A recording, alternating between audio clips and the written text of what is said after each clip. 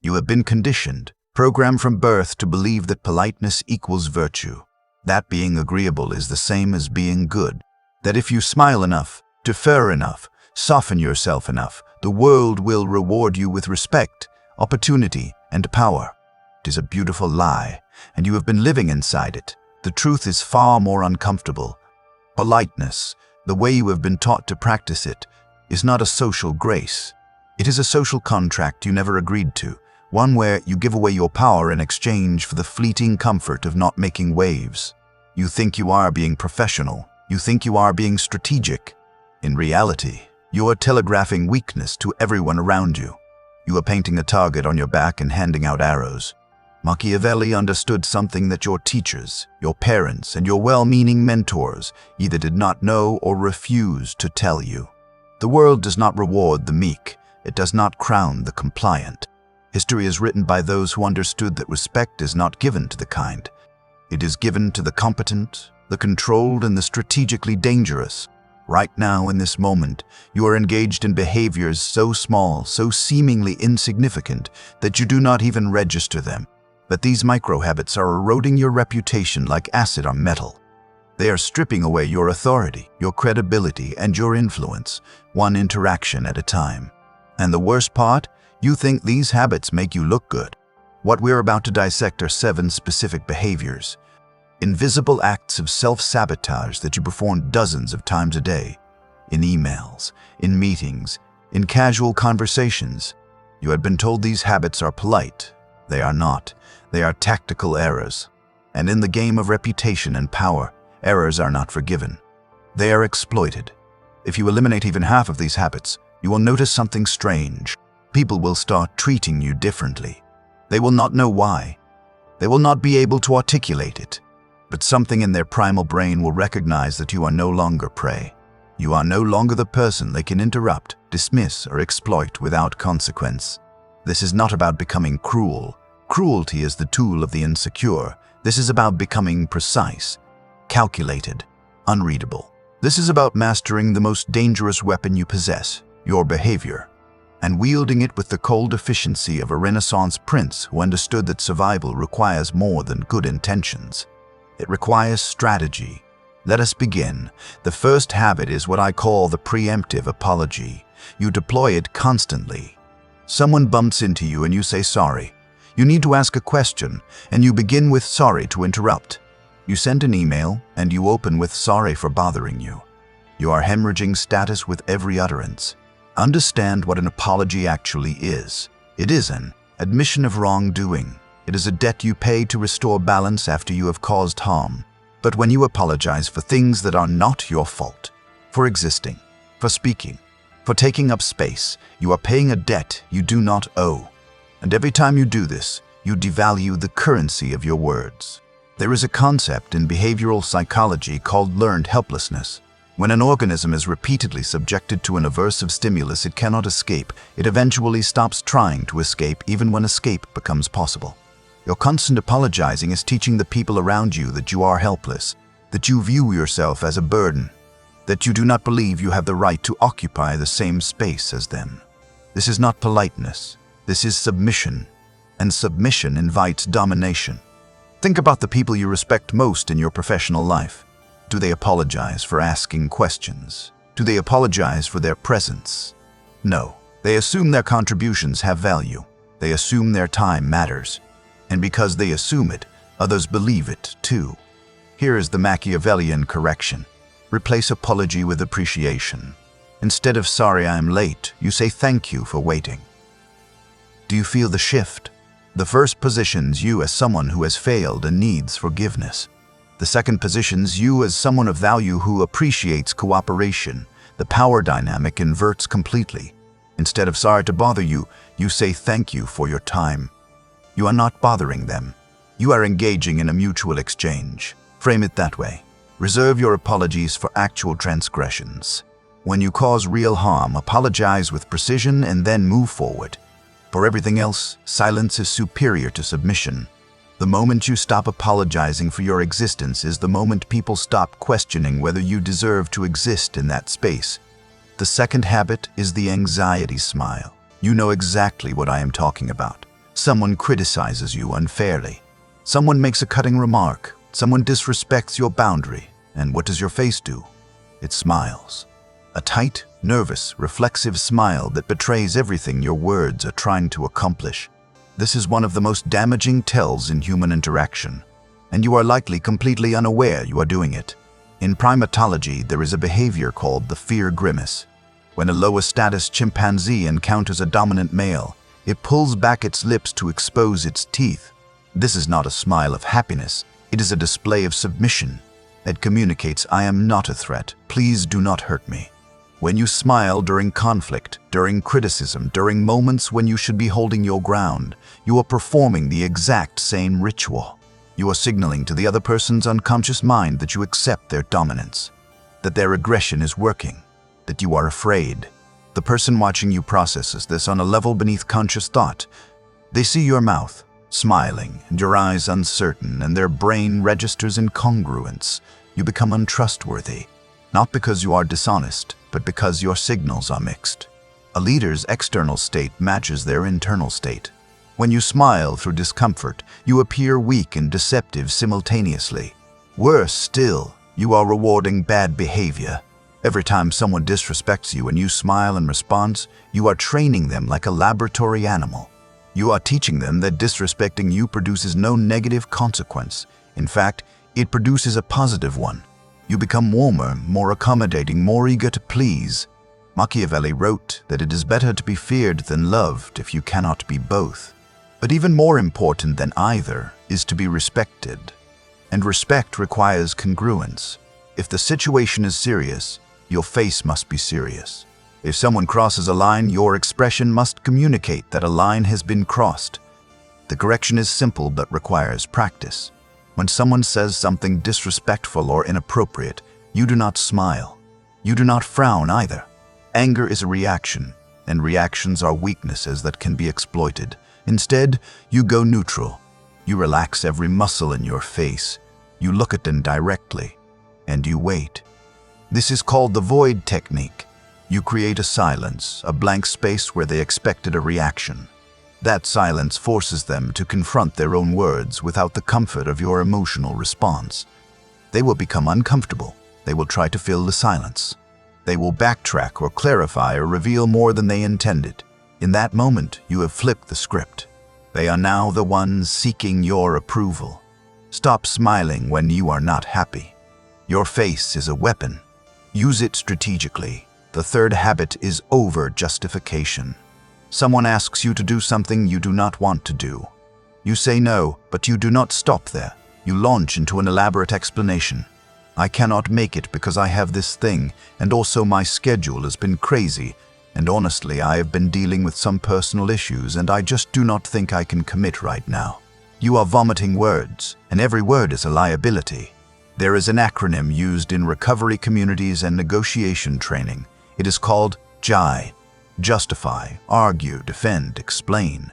When you engage in JI, you transform a boundary into a debate. You are no longer stating a decision. You are presenting evidence and waiting for a verdict. This behavior stems from a belief that you need permission to have boundaries, that your no is not enough on its own, that you must build a legal case to justify your own autonomy. This is a trauma response, often learned in childhood environments where boundaries were not respected unless they came with airtight reasoning. But in the adult world of power and reputation, over-explanation is a catastrophic error. Here is why. Every reason you give is a point of attack. If you say, "I cannot help you move because I do not have a truck," they will say, "I rented one. Now what?" If you say, "I cannot meet on Tuesday because I am busy," they will say, "How about Wednesday?" You have turned a closed door into a negotiation. More importantly, the act of over-explaining signals that you do not believe you have the right to refuse. You are asking for their permission to set a boundary. You are submitting your autonomy to their judgment. High-status individuals do not do this. The CEO does not write an essay about why they are declining a meeting. They simply decline. Machiavelli advised that a prince must learn to be flexible in his reasoning, but firm in his decisions. You can be kind in your tone. You can be respectful in your delivery, but your decision is not up for debate. The Machiavellian correction is what I call the executive no. You state your refusal and provide at most one vague and unassailable reason. I cannot make it. I have a prior commitment. That does not work for my schedule. Then, and this is the hardest part, you stop talking. Do not fill the silence. Do not offer additional details. Do not soften the blow with nervous laughter or over-apology. The silence that follows your no is where your dignity lives. If they push, you repeat the boundary without elaboration. I understand, but it does not work for me. You are not being rude. You are being clear. Clarity is respect. Ambiguity is manipulation. Stop treating your own decisions like they require a jury trial. The fourth habit is the validation question. You finish explaining something, a plan, an idea, a set of instructions, and then you undermine everything you just said with 4 words. Does that make sense? You think you are being considerate. You think you are checking for understanding. What you are actually doing is begging for approval. Let us decode the subtext. When you ask, does that make sense? You are communicating several things simultaneously. First, you are suggesting that you might not be a clear communicator, that your explanation may have been confusing or poorly structured. Second, you are implying that the listener might not be intelligent enough to follow your reasoning. And third, you are placing yourself in a position of lower status by seeking their validation. This is what psychologists call approval-seeking behavior. You are not asking if the content is clear. You are asking if you are acceptable, if you are smart enough, if you are credible enough. You are outsourcing your confidence to the listener. Imagine a surgeon before an operation saying, I am going to make an incision here and remove the damaged tissue. Does that make sense? You would be terrified. Why? Because competence assumes clarity. A professional assumes that their communication is effective because they know what they are talking about. When you ask, does that make sense? You instantly lower your status. You position the listener as the judge of your credibility. You hand them the power to approve or dismiss you. The Machiavellian correction is to assume competence. Assume you were clear. If you genuinely need to check understanding, flip the dynamic. Instead of, does that make sense? You ask, what questions do you have? Or how does that sound to you? Or what are your thoughts? Notice the difference. Does that make sense? Places you below them, seeking validation. What are your thoughts? Places you beside them, inviting collaboration. It keeps you in the position of authority while treating them as a peer. If they did not understand, the responsibility is now on them to ask. You are not begging for confirmation. You are offering an opportunity for clarification. This is a subtle but profound shift in frame. Trust your communication. If you know your material, your delivery will reflect that. And if they are confused, they are capable of speaking up. Stop auditioning for approval in every conversation. The fifth habit is pathological availability. You say yes to every request, every meeting, every favor, every coffee chat. You pride yourself on being the person people can count on, the one who is always there, always ready, always willing. You think this makes you indispensable. It does not. It makes you invisible. This is basic economics, supply and demand. When the supply of your time is infinite, the value of your time approaches zero. Scarcity creates value. If you are always available, your availability has no price. You have become a free resource. And free resources are not valued. They are consumed. There is a psychological phenomenon called the scarcity principle. People assign higher value to things that are rare or limited. A diamond is valuable not because it is useful, but because it is scarce. Water is essential for life, but because it is abundant, it is cheap. You have made yourself water. Necessary, perhaps, but taken entirely for granted. Pathological agreeableness often stems from a fear of rejection. You believe that your utility is the only reason people tolerate you, that if you stop being useful, you will be discarded. So you say yes to everything, hoping that your service will earn you affection or respect. It does not. It earns you resentment, both from others and from yourself. When you say yes with your mouth but no with your soul, you create internal conflict. You become bitter, passive-aggressive. And people sense this. They may not be able to articulate it, but they feel the inauthenticity. Your yes becomes worthless because it is not a choice, it is a compulsion. Machiavelli understood that a prince must be selective in his alliances and commitments. He must protect his resources, his time, his energy, so that when he does commit, it carries weight. A yes from someone who rarely gives it is worth 1,000 yeses from someone who cannot say no. The Machiavellian correction is to manufacture scarcity. Even if you are free, do not always be available. When someone asks for your time, pause. Let me check my schedule and get back to you.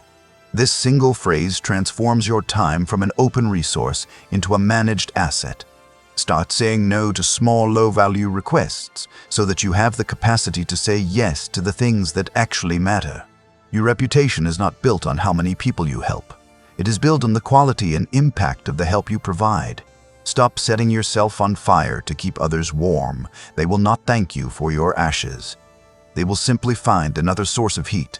The sixth habit is linguistic hedging. Search your recent emails. Look at your text messages. Count how many times you use the word just. I just wanted to follow up. Just checking in. I just have a quick question. This word is a virus, and it is destroying your authority one sentence at a time.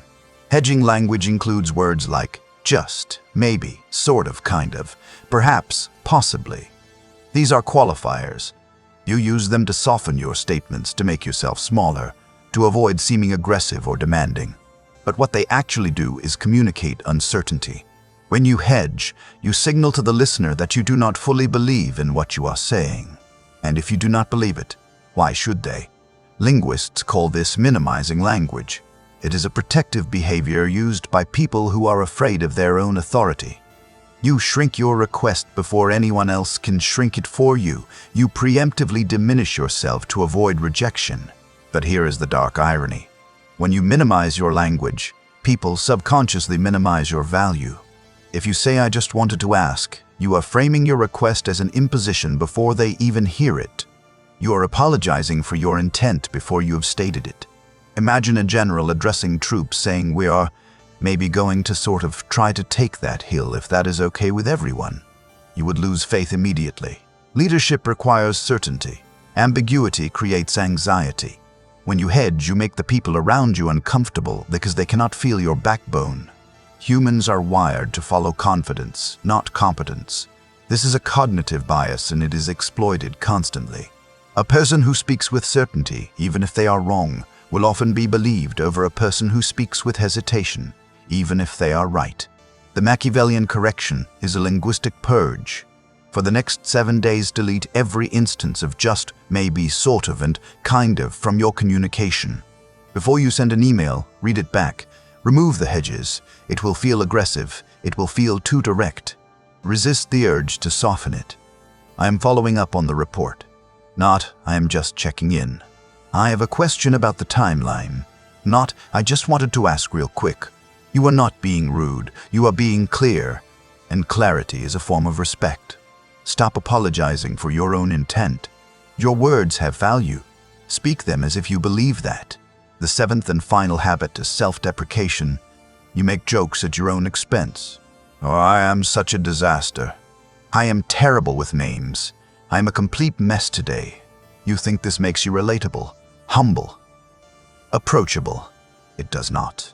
It makes you look like a liability. There are two mechanisms at work here. The first is confirmation bias. The human brain is lazy. It does not want to constantly reevaluate people. It looks for shortcuts, for labels. When you label yourself as disorganized, forgetful, or incompetent, you are doing the brain's work for it. You are handing people a frame through which to view all of your future actions. Once that frame is set, they will filter everything you do through it. If you make a mistake, it confirms the label. If you do something excellent, it is ignored as an anomaly. You are actively marketing your own incompetence. The second mechanism is forced emotional labor. When you insult yourself, especially in social settings, you force the other person into a script. Social norms dictate that they must disagree with you. They must reassure you. You are not fishing for information. You are fishing for validation. And you are trapping people in an exhausting performance where they have to repair your self-image for you. This is not humility. Humility is thinking of yourself less, not thinking less of yourself.